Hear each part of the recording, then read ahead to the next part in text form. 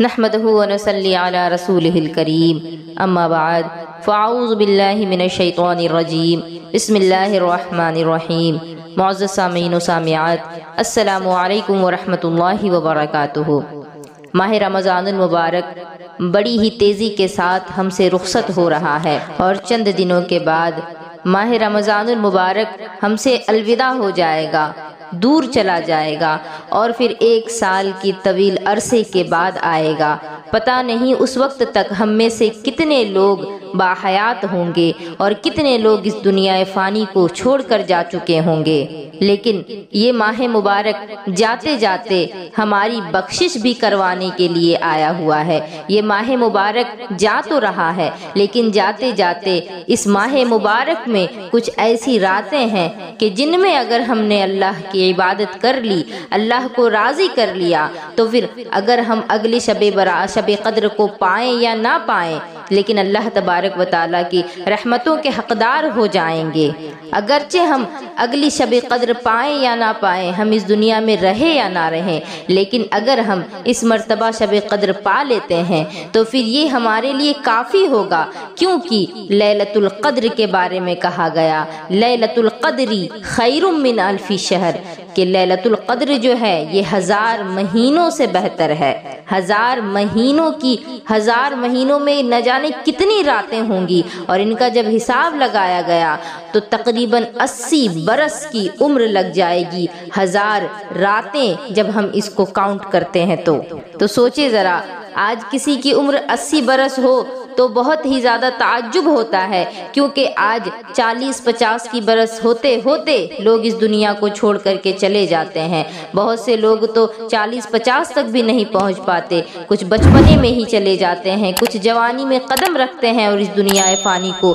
Coach کر جاتے ہیں۔ لیکن اگر کسی کی عمر 70-80 برس ہو جاتی ہے تو پھر وہ بڑا ہی خوش نصیب مانا جاتا ہے کہ اس کو اللہ نے کتنی لمبی عمر عطا کی ہے۔ تو سوچیں ذرا کہ اگر ہمیں شب قدر اس بار ماہ رمضان میں مل گئی تو پھر ہم اگرچہ 80 برس تک جیے یا نہ جیے، لیکن ہمیں 80 برس عبادت کا ثواب مل جائے گا اور یہ ہماری بخشش کا ذریعہ بن جائے گا۔ اب اگر کسی کی عمر 80 برس نہیں ہے، اس کو اللہ تبارک و تعالیٰ نے شب قدر عطا فرما دی، اس کو شب قدر مل گئی، اور 80 برس سے پہلے اگر اس کا انتقال بھی ہو گیا تو سوچیں کہ کتنا فائدہ ہے اس میں، کہ جتنے برس اس بندے کے تھے اتنے اس کو مل جائیں گے، اور باقی کے جو سال بچ گئے وہ ان کے ماں باپ کے لیے بخشش کا ذریعہ بن جائیں گے۔ مثلا اگر کسی کو 40 سال میں موت آ گئی اور اس کو شب قدر اللہ تبارک و تعالیٰ نے عطا فرما دی تھی، تو پھر باقی کے جو 40 سال ہوں گے وہ اس کے ماں باپ کے لیے رحمت کا ذریعہ اور مغفرت کا ذریعہ بنیں گے۔ اب ہم شب قدر کو ڈھونڈے کس طرح؟ ہمارے اور آپ کے پیارے آقا حضور تاجدار مدینہ صلی اللہ تعالیٰ علیہ وسلم نے فرمایا کہ لیلۃ القدر کو ماہ رمضان المبارک کے آخری عشرے میں تلاش کرو۔ ہمیں یہ نہیں کہا گیا کہ کوئی فکس رات ہے اس کے لیے، ہمیں تلاش کرنے کا حکم دیا گیا، اور وہ اس لیے کیونکہ ہمارے اور آپ کے پیارے آقا حضور صلی اللہ تعالیٰ علیہ وسلم ہمیں بتانے کے لیے تشریف لا رہے تھے کہ شب قدر کس رات ہے، لیکن میرے نبی نے صحابہ کرام کو اس کے بارے میں گفتگو کرتے ہوئے پایا۔ کوئی کہہ رہا تھا کہ شب قدر 27 کو ہے، کوئی کہہ رہا تھا کہ 25 کو ہے۔ تو جب میرے نبی نے یہ بات سنی تو آقا کریم نے فرمایا کہ میں تو یہی بتانے کو آ رہا تھا کہ شب قدر کس رات ہے، لیکن جب میں نے تم کو دیکھا کہ تم اس میں بات کر رہے ہو تو اب میں اس کی خبر تمہیں نہیں دوں گا، بلکہ اب تمہیں یہ حکم ہے کہ ماہ رمضان کی آخری عشرے کی طاق راتوں میں اس کو تلاش کرو۔ تو دیکھا جائے تو اس میں ہمارا ہی فائدہ ہے، کیونکہ اگر ہمیں بتا دیا جاتا کہ شب قدر کس تاریخ کو ہے تو ہم صرف اسی تاریخ کو اللہ کی عبادت کرتے،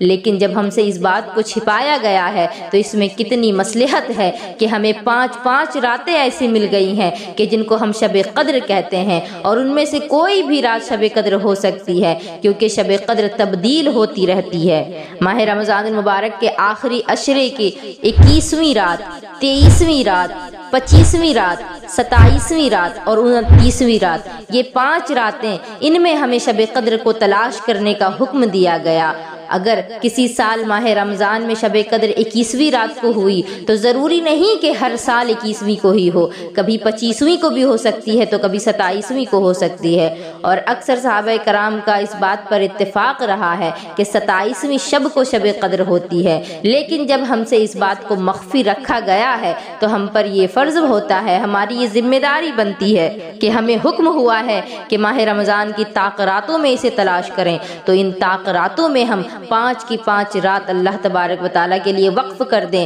عبادت میں گزاریں، کیونکہ اگر یہ 5 راتیں ہم اللہ کی عبادت میں گزار دیتے ہیں تو میرے نبی نے جب فرمایا ہے تو یہ ہو کر رہے گا، شب قدر اس بندے کو مل کر کے رہے گی۔ اور سوچے نہ ذرا کہ جس کو شب قدر مل گئی اس کے تو وارے نیارے ہو جائیں گے، 80 سال کی عبادت کا ثواب اس کو مل جائے گا۔ اور سوچیں کہ اگر کسی کو ایک شب قدر ملتی ہے تو 80 سال کے ثواب کا، 80 سال کی عبادت کا ثواب ملتا ہے، کسی کو 2 مل گئے تو 160 سال کی عبادت کا ثواب ملتا ہے، اور کسی کو 3 مل گئے، 4 مل گئے، اور یہاں تک سوچے کہ اگر کسی کو 40 شب قدر یا 50 شب قدر مل گئی تو پھر اس کے کتنے وارے نیارے ہوں گے، اس کی قسمت کا عروج کہاں تک پہنچے گا۔ اب میں آپ کو یہ بتانا چاہوں گی کہ شب قدر ہمیں ملی ہے کیوں۔ شب قدر ہمیں اس لیے ملی کہ ہمارے آقا حضور صلی اللہ تعالیٰ علیہ وسلم بہت ہی غمگین تھے۔ حضرت جبریل امی اللہ تبارک و تعالیٰ کے حکم سے آپ کے پاس آئے اور پوچھتے ہیں کہ یا رسول اللہ تبارک و تعالیٰ نے مجھے بھیجا ہے کہ آپ پریشان ہیں، آپ سے پوچھوں میں کہ آخر کیا وجہ ہے جس نے آپ کو پریشان کیا ہے۔ تو میرے نبی نے کہا کہ اے جبرائیل، پچھلی امتیں جو تھی ان کی عمر کافی زیادہ ہوا کرتی تھی، وہ 200-300 سال بلکہ کچھ تو ہزار سال بھی جیا کرتے تھے، لیکن میری امت کی عمر بہت ہی کم ہے، میری امت میں تو کوئی 100 سال کا بھی ہو تو بہت ہی مشکل سے ایسا دیکھا جاتا ہے، تو میری امت عمل کیسے کرے گی، عمل میں میری امت ان سے آگے کیسے بڑھے گی؟ وہ تو ہزار سال جیا کرتے تھے تو ان کے اعمال بھی زیادہ ہوں گے میری امت کے بنسبت، لیکن میری امت کی عمر کم ہے تو اعمال بھی ان کے کم ہوں گے۔ جبریل امی نے کہا یا رسول اللہ، میں اللہ تبارک و تعالیٰ سے یہ بات پوچھ کر کے آتا ہوں۔ اور اللہ تبارک و تعالیٰ کے پاس جبریل امی گئے تو رب تبارک و تعالیٰ نے فرمایا کہ اے جبرائیل، جا کے میرے محبوب سے پوچھو کہ تم کیا چاہتے ہو، کیا تمہاری امت کی عمریں بڑھا دی جائیں یا ان کے اعمال کے ثواب کو زیادہ کر دیا جائے؟ جب میرے نبی سے جبریل امی نے یہ بات کہی تو آپ کے چہرے پر مسکراہٹ کے آثار نمایاں ہو گئے، اور آپ نے فرمایا کہ اے جبرائیل، میرے رب سے کہہ دو کہ میں یہی چاہتا ہوں کہ اے اللہ تو میری امت کی عمر زیادہ نہ کر بلکہ ان کو تھوڑے عمل میں زیادہ نیکیاں عطا کر، یہی وجہ ہے کہ ہمیں شب قدر ملی، کہ اگر ایک رات ہمیں شب قدر کی مل جاتی ہے تو 80 سال کی عبادت کا ثواب مل جائے گا۔ یہ فرق ہے امت محمدیہ اور پچھلی امتوں میں کہ ان کو 80 سال کی عبادت کا ثواب پانے کے لیے 80 سال عبادت کرنا پڑتی تھی، لیکن ہم ایک رات عبادت اگر کرتے ہیں تو ہمیں 80 سال کی عبادت کا ثواب مل جاتا ہے۔ لیکن شرط یہ ہے کہ ماہ رمضان کی طاق راتوں میں، آخری عشرے کی 5 راتوں میں ہمیں اس کو تلاش کرنا ہے۔ شب قدر کے نوافل کے حوالے سے میں آپ کو بتانا چاہوں گی کہ حضرت عائشہ صدیقہ رضی اللہ تعالی عنہا فرماتی ہیں کہ نبی پاک علیہ السلام نے فرمایا کہ اگر کوئی شخص لیلۃ القدر میں 2 رکعت نفل پڑھے تو اس پر فرشتے اپنا پر لگاتے ہیں، اور فرشتے جس پر اپنا پر لگا دیں تو پھر وہ بندہ جو ہے جہنم کے آگ سے محفوظ و مامون ہو جاتا ہے، اس کی بخشش ہو جاتی ہے۔ صرف 2 رکعت نفل پڑھنے کو کہا گیا۔ سوچے ذرا کہ شب قدر مل گئی اور 2 رکعت نفل پڑھ لیے، فرشتوں نے اپنا پر لگا دیا تو پھر اس کی قسمت کے وارے نیارے ہو جائیں گے۔ اور کوئی مشکل طریقہ بھی نہیں اس نفل کو پڑھنے کا، جس طرح سے آپ نفل نماز عموماً پڑھتے ہیں بس وہی طریقہ ہے نفل پڑھنے کا، نہ کسی صورت کو خاص کیا گیا ہے اور نہ ہی کسی طریقے کو خاص کیا گیا ہے، بلکہ 2 رکعت نفل جس طرح سے عام دنوں میں پڑھتے ہیں بس وہی طریقہ ہے نفل پڑھنے کا۔ لہٰذا ہمیں چاہیے کہ یہ 2 رکعت نفل جو ہے یہ ماہ رمضان المبارک کے آخری عشرے کی طاق راتوں میں ہر رات پڑھیں، کم سے کم 2 نفل ضرور پڑھ لیں، تاکہ جس رات بھی شب قدر ہو اور ہم نے یہ 2 نفل پڑھ لیے تو اللہ تبارک و تعالی ہماری بخشش کا ذریعہ بنا دے گا ان نمازوں کو۔ میں خواتین سے مخاطب ہونا چاہوں گی اور ان کو بتانا چاہوں گی، کیونکہ وہ بہت پریشان ہو جاتی ہیں۔ ماہ رمضان کے آخری عشرے میں اگر ان کو پیریڈز آ جاتے ہیں تو وہ پریشان ہو جاتی ہیں کہ اب تو ہم عبادت نہیں کر سکتے، اب ہمارا کیا بنے گا، اب تو ہمیں شب قدر نہیں مل پائے گی۔ تو آپ پریشان نہ ہو، کیونکہ ام المومنین عائشہ صدیقہ رضی اللہ تعالیٰ عنہ نے فرمایا کہ ماہ رمضان المبارک کے آخری عشرے میں کثرت کے ساتھ اس دعا کو پڑھیں، کیونکہ خواتین جو کہ ناپاکی کے حالت میں ہیں وہ نہ ہی نماز پڑھ سکتی ہیں، نہ ہی تلاوت قرآن کر سکتی ہیں اور نہ ہی روزے رکھ سکتی ہیں، تو ان کے لیے یہ خاص دعا ہے۔ یہ دعا ہر کوئی پڑھ سکتا ہے، لیکن یہ دعا ان عورتوں کے لیے خاص کر کے ہے جو کہ باقی عبادات نہیں کر سکتی۔ ان کو چاہیے کہ ماہ رمضان المبارک کے آخری عشرے میں اس دعا کو کثرت کے ساتھ پڑھے۔ بسم اللہ الرحمن الرحیم، اللہم انک عفو تحب العفو فاعف عنی، اللہم انک عفو تحب العفو فاعف عنی، اللہم انک عفو تحب العفو فاعف عنی۔ اس کا معنی یہ ہے کہ اے اللہ، بے شک تو معاف کرتا ہے، تحب العفو اور معاف کرنے کو پسند کرتا ہے، فاعف عنی تو اے اللہ تو مجھے بخش دے، تو مجھے معاف کر دے۔ دیکھیں کتنی پیاری دعا ہے کہ اللہ تعالیٰ سے ہم بتا بھی رہے ہیں اور اپنی معافی بھی مانگ رہے ہیں کہ اے اللہ تو معاف کرتا ہے نا، اور تجھے معافی دینا پسند بھی ہے، تو پھر تو مجھے معاف کر دے۔ جس طرح سے کوئی بچہ اپنی ماں سے کہتا ہے، اپنی ماں کو کسی بات کے منانے کے لیے اس سے بار بار لاڈ پیار سے کہتا ہے، ایک ہی بات کی ضد لگا دیتا ہے، تو ماں آخر مان ہی جاتی ہے اس کی بات کو۔ تو اسی طرح ہمیں بھی چاہیے کہ اس رب کو منائیں جو کہ 70 ماؤں سے زیادہ مہربان ہے، اور اس دعا کو بار بار پڑھیں اور اسے بتائیں کہ اللہ تو معافی کو پسند کرتا ہے نا، تو پھر تو ہمیں معاف کر دے۔ ہم چاہے کتنے ہی گندے، کتنے ہی بیکار، کتنے ہی بدکار، کتنے ہی گنہگار ہیں مولا، لیکن تو معاف کرتا ہے اور تو معاف کرنے کو پسند بھی کرتا ہے، تو پھر تو مجھے معاف کر دے۔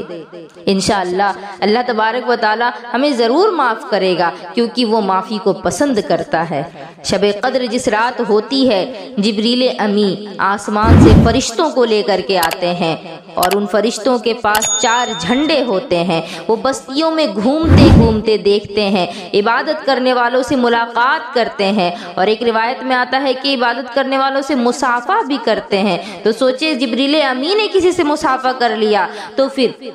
اس کے لیے اس سے بڑھ کر کے خوشبختی کی اور کیا بات ہو سکتی ہے۔ لیکن جو لوگ اس رات بھی خواب غفلت میں پڑے ہوتے ہیں، سو رہے ہوتے ہیں، کھیل کود میں لگے ہوتے ہیں، فلموں اور ڈراموں میں لگے ہوتے ہیں، موبائل میں انٹرنیٹ پر لگے ہوتے ہیں، اور بے حیائیاں اور برائیاں دیکھ رہے ہوتے ہیں، تو اس رات اللہ تبارک و تعالیٰ کے وہ نورانی فرشتے ان کے پاس نہیں جاتے، ان سے نہیں ملتے، ان سے مصافحہ نہیں کرتے، اور جو جن سے وہ ملاقات کرتے ہیں نماز پڑھنے والوں سے ملتے ہیں۔ اگر کسی کو رکوع کی حالت میں دیکھا تھا تو آسمان پر جا کر کے بتاتے ہیں کہ میں نے فلاں بندے کو رکوع کی حالت میں دیکھا۔ آسمان کے فرشتے پوچھتے ہیں کہ آپ نے اور کیا کیا دیکھا؟ کسی کو سجدے کے حالت میں دیکھا ہوتا ہے تو اس کی تعریف کرتے ہیں اور کہتے ہیں کہ میں نے فلاں بندے کو سجدے میں دیکھا، تو آسمان کے فرشتے بھی اس کی تعریف کرتے ہیں۔ کسی کو تلاوت قرآن کرتے دیکھتے ہیں تو ان کے بارے میں بتاتے ہیں کہ فلاں کو تلاوت قرآن کرتے ہوئے سنا، تو اس کی بھی تعریف کرتے ہیں، غرض کے ان سب کی تعریف کرتے ہیں، اور اللہ تبارک و تعالیٰ سے ان سبھی کے لیے دعائیں مغفرت کرتے ہیں، اور ان سبھی کو بخش دیا جاتا ہے۔ مگر یہ کہ جو اس رات محروم رہا تو وہ واقعی میں محروم رہا، کیونکہ یہ ایک ایسی رات ہے کہ جس کی ناقدری کرنا ہمارے لیے سخت گناہ کا سبب بنتا ہے۔ اور ایک یہ بھی وجہ تھی شب قدر کو چھپا دینے کی، کیونکہ اگر معلوم ہو جاتا کہ شب قدر اس رات کو ہی ہے اور اس کے بعد اگر کوئی اس کی ناقدری کرتا تو اس کا مقدر ہلاکت کے سوا اور کچھ بھی نہیں ہوتا۔ تو شب قدر کو چھپانے کا مقصد صرف یہی نہیں تھا کہ ہم زیادہ سے زیادہ عبادت کر سکے 5 راتوں میں اس کو تلاش کر کے، بلکہ اگر کوئی ناقدری بھی کر رہا ہے تو وہ ہلاک نہیں ہوگا، اللہ کے عذاب سے وہ بچ جائے گا۔ اس رات کی ناقدری تو کرنی ہی نہیں چاہیے، لیکن اگر کوئی اس رات عبادت نہیں کر پاتا ہے کسی وجہ سے تو پھر وہ ہلاکت سے بچ جائے گا۔ اور ماہ رمضان المبارک کے آخری عشرے میں ہمارے پیارے آقا اعتکاف بھی کیا کرتے تھے، تو کوئی اگر اعتکاف بھی کرے تو ہمارے نبی کی سنت بھی ادا ہو جائے گی، اور اعتکاف کرنے کی صورت میں بندہ تو اپنے آپ کو اللہ کے لیے وقف کر چکا ہوتا ہے، اور اس صورت میں اگر وہ عبادت الہی میں مشغول ہوتا ہے